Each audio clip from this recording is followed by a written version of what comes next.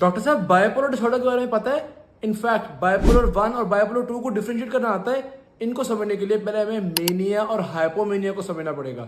तो होता बेसिकली ये है कि जब इंसान हाइपर एक्साइटेबल हुआ होता है, यानी सिग्निफिकेंटली आपको कुछ चेंजेस नजर आ रही हो, इंसान के अंदर एनर्जी बहुत है, वो खुश बहुत ज़्यादा है, बहुत ज़्यादा काम करने का दिल कर रहा है, स्लीपिंग आवर्स उसके सिग्निफिकेंटली डिक्रीज हो गए हैं, तो इसका मतलब है कोई ना कोई मेनिया हाइपोमेनिया की तरफ जा रहा है। अब फर्क यह है कि हाइपोमेनिया एक माइल्डर फॉर्म होती है जिसमें कोई फंक्शनल इंपेयरमेंट नहीं होती, रूटीन का काम बंदा करता रहता है। अगर इस पर फंक्शनल इंपेयरमेंट आना शुरू हो जाए या इसको हॉस्पिटल में एडमिट करने की जरूरत पड़ जाए या पे साइकोटिक फीचर्स आना शुरू हो जाए, यानी कि डिल्यूजन्स हो रही हैं, हेलुसिनेशंस हो रही हैं, कुछ नजर आ रहा है, कुछ सुनाई दे रहा है, कोई ऐसे साइकोटिक फीचर्स आना शुरू हो जाए, तो हम इसको मेनिया लेबल कर देते हैं। मेनिया आमतौर पे 7 डेज से ज़्यादा होता है या फिर इतना होता है कि हॉस्पिटल में एडमिट करना पड़ता है, जबकि हाइपोमेनिया के लिए ज़रूरी है कि 4 डेज कंसेक्यूटिव थोड़े बहुत एनर्जी लेवल्स हाई हुए हैं, तो उसको हम हाइपोमेनिया कहते हैं।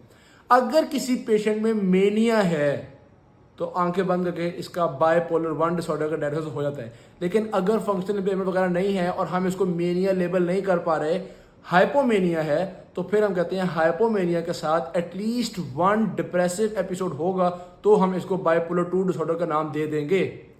व्हाट इफ हाइपोमेनिया तो है लेकिन डिप्रेसिव एपिसोड इतना प्रॉपर नहीं आया कि हम उसको मेजर डिप्रेशन कंसिडर कर सकें, यानी कि थोड़ा बहुत डिप्रेशन भी रह रहा है, थोड़ा बहुत मेनिया भी रह रहा है, हाइपोमेनिया के बस माइल्डर फॉर्म ही है, तो फिर क्या करेंगे?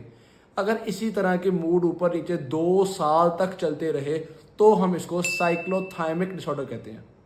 आई होप ये कॉन्सेप्ट आपके क्लियर हो गए होंगे। अब आप यूएस में ये क्वेश्चन सॉल्व कर सकते हैं।